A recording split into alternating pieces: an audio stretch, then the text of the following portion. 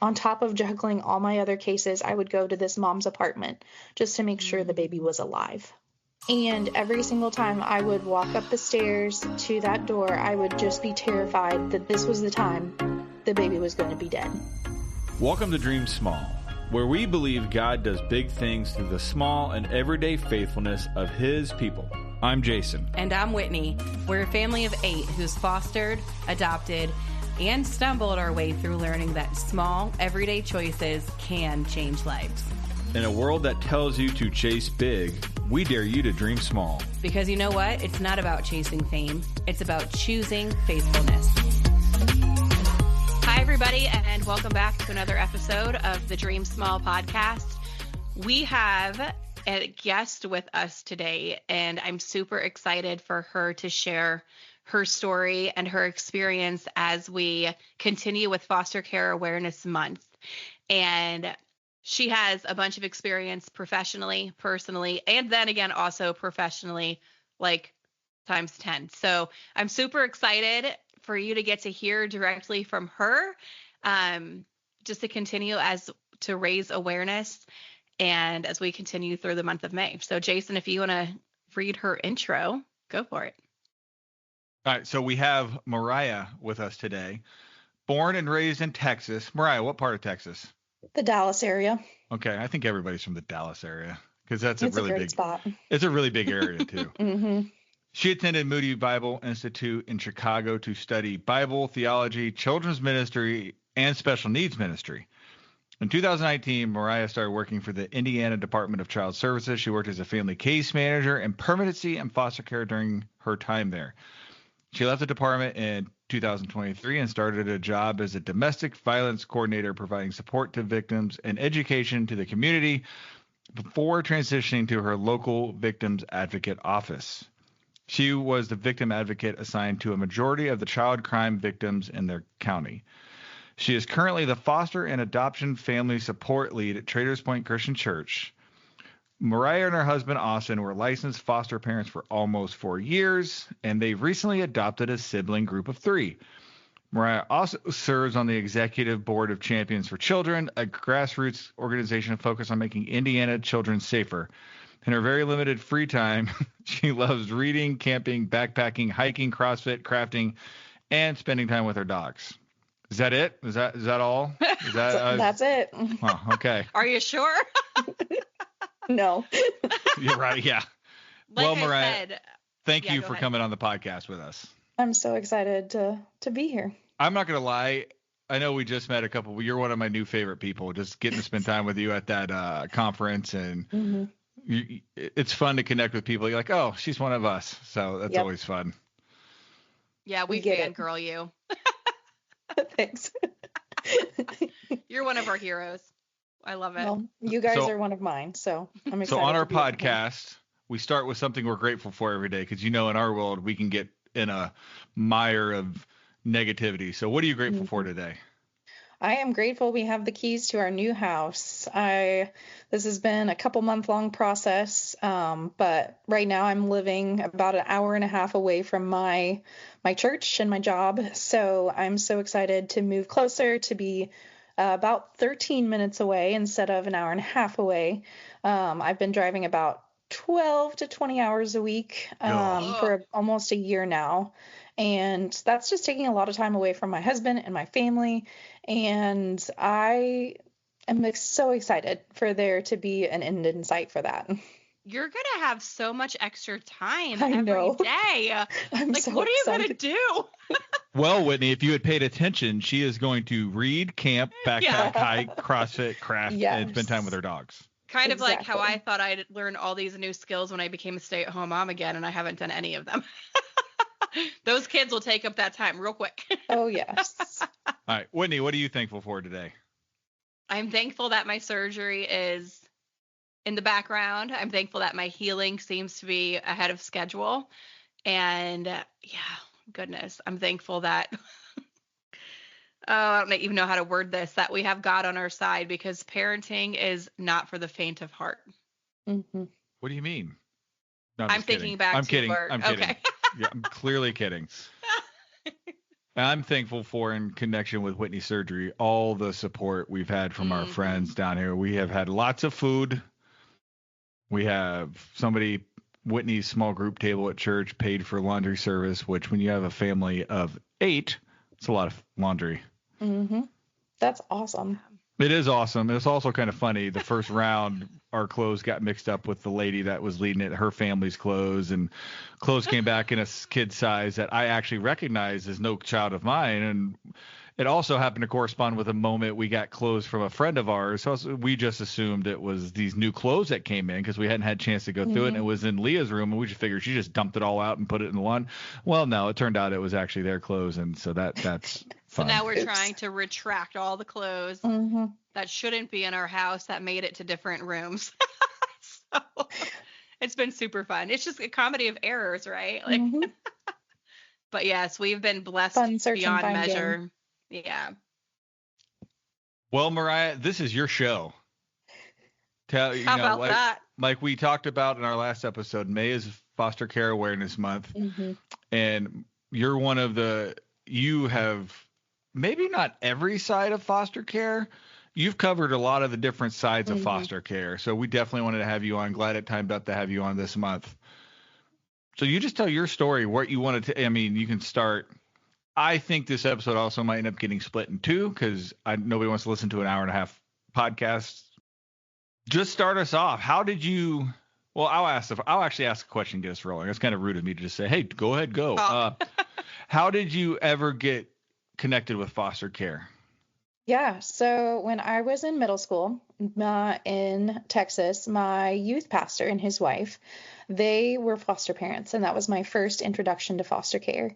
They were a younger couple, I think late 20s at the time, and they were taking in these kids and just pouring into these kids, and I got to know these kids. I got to love on these kids. I got to see the good and the hard, and just really like open my eyes to what foster care is supposed to be. And so as I got older and went off to college, I met my husband, and when we were dating, one of the things that I asked him about was foster care. I wanted to make sure that whoever I would spend the rest of my life with was also willing to step into foster care and adoption with me. And I remember one night sitting in my dorm, and I was like, I'm just going to ask him. And I texted him, and I loved his answer. So I said, okay, I can keep dating this man, keep, following this journey. Can you share his answer? It was just how God's heart is for orphans and widows, and how else could we, of course we would. That's fantastic. That's awesome. He also had adopted sisters as well. So it was kind of already something that had been on his mind a little bit. And so, yeah, let's do it. And after we graduated, we moved to Indiana. We had been here about a year or so when I started working for DCS.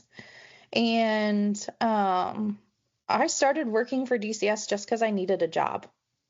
I wanted a job that I could interact with kids in some way, but wasn't being like a daycare teacher or something like that. And every single office in my area was hiring. So I just submitted application after application after application to all the different offices around me. Got a call back from one, and I got a job offer the day of my interview. I don't know if that's because I was a great candidate or if they were desperate. Probably both. Knowing you, both. I'm guessing both, yeah. And so, yeah, I was working as a permanency case manager. So that means I was working long-term with the families, getting them resources, support, services, interacting with a lot of foster and adoptive parents along the way, and just realized really quickly how important it was for foster parents to be strong Christians and to be strong advocates for their kids. And so I was going home every night and sharing these stories with Austin and telling him just about like what I was going through, what I was seeing. I've got some wild stories from my time there, but also some really good ones. And so both he and I just felt like God was calling us to step into foster care too. Wow. I love that this seed was planted for you back in middle school, that your Yes. youth pastor Mm-hmm. modeled that this care of orphans and children in need and vulnerable children and families. And that stuck with you. I think that Yes. is so special and such a good reminder for us as adults that kids are watching, right? What Mm-hmm. they see us do matters more than Yes. we ever realize. What you saw shaped the course of your future and Yes. what your family looks like now. That's just Exactly. incredible. And Yeah. I actually ran into Denise, who was the one of the pastors at a foster and adoption conference last year, out of the blue. I didn't know she was going to be there. She didn't know I was going to be there. We were walking past each other, and our eyes happened to meet, and we were both like in complete shock. And I got Wow. to, at the middle of this foster and adoption conference, thank her for the impact that she'd had on my life That and gives me chills. how That's incredible. it was her that had brought me to where I was. And so that was just really cool just to get to, it was at a conference in Houston that I was able to fly down for and just be able to like stop and thank her for That had to modeling be that. such a special moment for her to see you and to hear that and to see where your life has taken you. It was amazing. Wow. What are some stories that you can share from your time as a case manager that you're Are you comfortable wanting, sharing? yeah. Whatever Are you you want to wanting share. crazy Maybe ones? like one from each end of the spectrum. Yeah. Yeah, it's sort of just a, like, people hear the news stories, right? And they think that Mm-hmm. just to shed a little bit more awareness on what actually happens in the real world Mm-hmm. day to day. Whatever you want to share, whatever you're comfortable sharing. Yeah.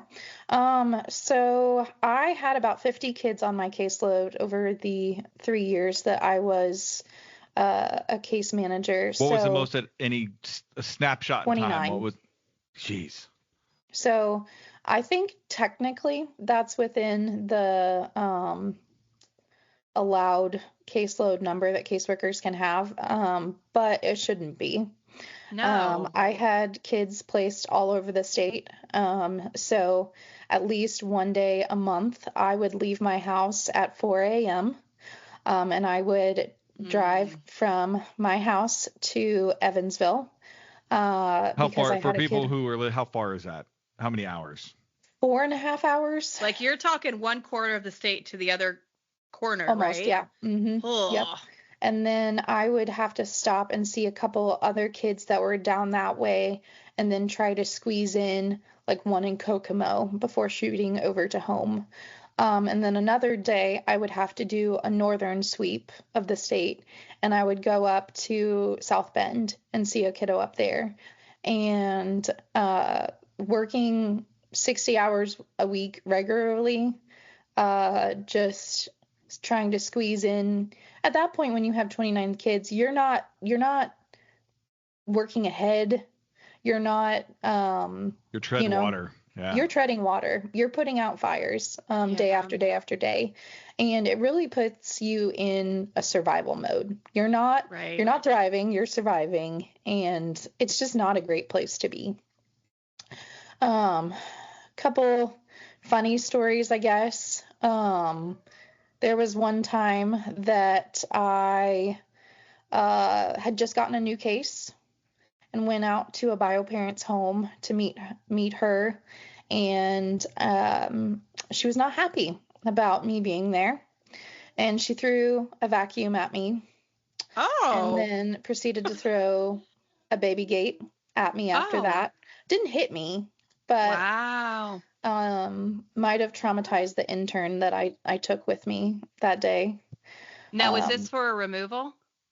The kids had already been removed. I was just meeting Oh. with her. Oh, she just was mad at And you. Okay. yeah, just a normal everyday for me, like, oh yeah, she threw a vacuum, but she didn't hit me, so we're fine. But I think the intern might have questioned wanting to do social work after that. I want to hop in really quick. That made me Yeah. remember something. I think we've shared it at some point on the podcast. My first job out of college was as a DCS worker also. And my supervisor, I was in the intake and assessment department, so I was doing the Mm-hmm. removals. And my supervisor at the time told me, if you ever have a question about how the parents are going to react, take the police with you. And he Mm-hmm. said there are 3 things that you don't want to mess with people. You don't mess with their money, you don't mess with their kids, and you don't mess with their homes. And I always remembered that because it's true. Like, Mm-hmm. people can go a little crazy. So anyway, just thought I'd share that little tip. Little Yeah. too late, right? But It's crazy, like the things that I was used to as a caseworker. right? And Yeah. me and one of my coworkers, we both used to work for DCS, so every once in a while we'll be sitting chatting and, oh yeah, one time this and one time that. And our other coworkers are sitting like staring at us with like open mouth, like shock. And they're Yeah. like, are you okay? And I'm like, that was just a normal Tuesday. Like, Right. And I was talking to a friend today, like you're talking like, oh, if you're going into a home that's gross, put Vicks on your upper lip, or mm-hmm. make sure you roll Yep. up your pants so they're not like Mm-hmm. touching the ground if there's Yep. cockroaches, right? Like just Don't wear little tips that flip-flops. Wear sneakers that you can run away in case you have to. Yes. Make sure your keys are in your hand in case you need to use them to defend yourself. Yeah, That's that like was the stuff that should really was be in the normal. handbook. Yeah. Maybe you guys should do, I was going to say, maybe we can do an episode down the road where you two give safety tips for Yep. case managers. Here's how far away you wait Yeah. for police. That was my Right. life at the time. Oh, goodness gracious. And you did this for 4 years, right? Yes, I was in permanency for almost 3, and then I was a foster care specialist for about a year and a half. Wow. So, Bless you. yeah, I guess a fun story that I like to share that has a happy ending. I was working on call. I believe it was on a weekend, and it'd been a really, really long night. I think I was going on 13 hours straight of working. It was the middle of the night, and I had already like taken one child to a foster home, was going back to the office to drop off some stuff, and they were like, hey, can you stick around a little bit? We might need you again. And so I was told at that point to go to the local hospital and pick up a little baby. I think he was about 4 months old at the time. And I went and picked him up. He had been in a car accident. His mother was intoxicated, had crashed. They had taken him to be evaluated. Mom was arrested, and we had removed the baby. The baby was naked because they'd had to take all his clothes off. So I picked him up, took him back to the office. We didn't have any clothes in his size. I put him in a 2 small little girls' sleeper because that was all we had, and changed his diaper on a desk because I don't that feel was like also this is all we going to have had. a happy ending. Like, Oh, just wait. okay. Just wait. Yeah. And She's a story, babe. So this is a skill. She's telling a story. Like she's building up how bad it is. So when she gets to the good, it's that much better. Yes, It'll be great. I'm aware of that. Transported him to the foster home. Earlier that night, I had tripped and fallen in the dark because it was the middle of the night and scraped my knee really badly, but I hadn't had time to look at it, address it, see how bad it was. So I limp into this foster home with this little baby. The foster mom was the wife of a pastor, the sweetest woman ever, immediately took the baby from me, made me sit down, cleaned my knee that was horribly scraped up, got me a Band-Aid, got me some water, and sent me on my way, and I was able to go home after that. A couple months, maybe even close to a year later, I moved to the foster care unit, and I was assigned this family. I was able to watch this child grow up for about another year and a half, help them work towards their adoption. And right before I left DCS, I was able to go to his adoption hearing and celebrate his adoption. Oh my goodness. So, yes, it started out very horribly, but I was able, and I've been able to keep in touch with them as well, and just watch him grow up and watch him just be the coolest little man ever. That is amazing. Only God. Oh, that's amazing. That's a pretty good story. I don't know how we're going to do better than that. Pretty good, he says. That's a pretty good story. That's awesome. Yes. Wow. What else from your days in DCS do you think is worth shedding some light on people may not understand? Ooh, here's a good question. With foster care awareness, well, kind of to, dive deeper from that. Can you enlighten our listeners to appreciating what caseworkers do on a daily basis, right? Like kind of a little bit of experience that way, or your thoughts that way? I have a couple perfect stories for that. Okay. So when I was a pretty new caseworker, I got assigned a case with a newborn baby.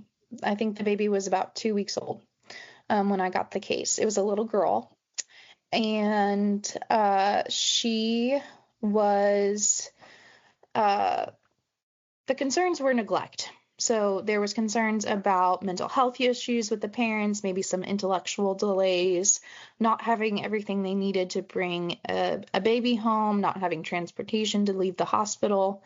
There had been an initial caseworker assigned that had left the department, so I was stepping in when the child was about 2 or 3 weeks old. Well, they had requested detention at one point. So DCS had requested to remove the baby, and it had been denied, despite all these issues and all these concerns. And so I step into this, and we discover that there's even more going on. There's domestic violence, very severe domestic violence that the parents were not being honest about. This was a really, really hard case for me because I knew about the neglect. Mom was consistently not going to WIC and getting formula. So I know the baby was going without formula sometimes. They were not following safe sleep. The baby would oftentimes be sleeping on a blanket on the floor next to mom. There were so many concerns. And over the next year, multiple times, me and my supervisor and our attorney would go to the judge and request removal of this baby. We would present all the concerns. We would present the domestic violence, the neglect, the going without food, but it kept getting denied. Wow. So multiple times a week, on top of juggling all my other cases, I would go to this mom's apartment just to make sure the baby was alive. Oh, what my goodness. And every single time I would walk up the stairs to that door, I would just be terrified that this was the time the baby was going to be dead. We were getting police reports that talked about dad beating up mom, dad pushing mom down the stairs with the baby in her arms. Like, there was legitimate fear that this child could die, and we kept getting denied. There was one time that we were on a virtual court hearing for this case, and there was a no contact order between the parents, and we were able to see the parents violating the no contact order on the court hearing. And you couldn't do anything about it. But the judge was actually legally blind and couldn't see that this was happening. Oh my and goodness. And so they got away with it. And by the time I got to the apartment with police, dad had already left. Wow. This continued for 364 days. The day before this baby's first birthday, we finally got the order to remove her. By that point, she'd already been severely neglected, and witnessed all of this domestic violence for her first whole year of life. And it had a huge impact on her. I was able to follow the case to her adoption and attend her adoption hearing and everything like that. But that case, every single time I think about it, I just get a pit in my stomach. And I just get so frustrated because I was doing what I was supposed to. My supervisor was trying to do what she was supposed to. We were doing the right things, offering the services, making sure all the support's in place. But ultimately, it was up to the judge. What happened to that child? Did this judge say why he denied it? All the removals? Every time it would be, oh, well, mom's gotten formula now. Oh, there's no contact order in place, so they just need to follow it. We need to have another episode sometime. You and maybe Braylon come on and we can just all talk about judges. No wonder why you're so passionate, like with Champions for Children too. I don't jump ahead. I'm not. You already said it. No, I did not. I did Yeah, not. In her intro, you did. Well, Yeah. See? yeah, it's hard because it was ultimately a different judge that made the choice to remove that child. It just took going in front of a different judge before we were able to do the right thing. Mm. But it left its impact. Right. Yeah. Like that trauma, like the baby's been exposed. Oh, gosh. Yes. Another story that this will scare some people a little bit, maybe. I was okay. assigned a case. There was two girls that were out of home in a foster home that was in the process of adopting them, and 3 kids in home with the bio parents that had a different dad.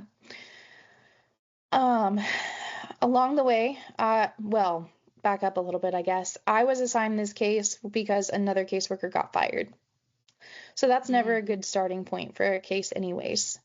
Right. I was driving down the road, gave the foster mom a call.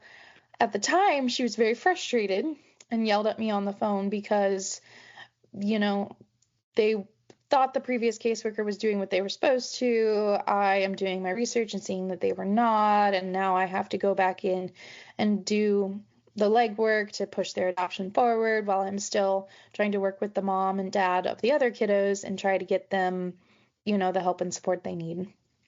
Along the way, we discovered that there's an issue with their youngest, a brand new baby, involving failure to thrive, broken bones, things like that.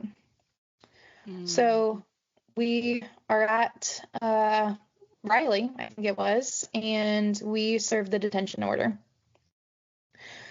The dad immediately started yelling threats and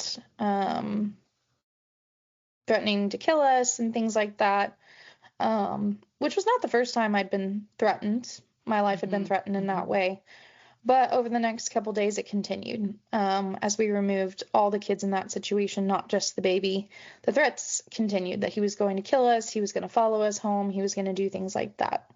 At one point, he got in my face and told me he was going to send the cartel after me. Oh. Now, that was the first time I'd gotten a threat like that before. We weren't sure if he had any cartel connections or anything like that, so we were like, okay. But the police did look into it and did discover he had cartel connections. So we started the process of getting a no contact order in place. Oh my goodness. We worked with the Attorney General to get those in place and get them ordered and things like that.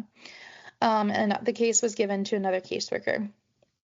Over the next couple months, he proceeded to show up to the office despite being told that he was not allowed to, and essentially stalk me. It was quite a lengthy process. He eventually ended up getting no jail time, no punishment whatsoever for his threats and stalking. And this is going to sound like a movie or made up. He misunderstood the judge saying no jail time, that his jail time was suspended, went home, beat up his wife, was arrested, went on to a work release program. The kids had gotten to return to mom at that point. Mom and the kids fled the state, went to the other side of the country, and were trying to hide from DCS and police there. Were eventually found out and brought back. By this point, these kids have been in foster care or involved with DCS their entire lives. They're placed back in foster care. I was able to keep track of one of the girls through the foster parents even after I left DCS and watch how long it took, even in this situation with threatening the caseworker, broken bones, all of that. Keep an eye on what was going on. And was able to run into them at Disney World at Christmas.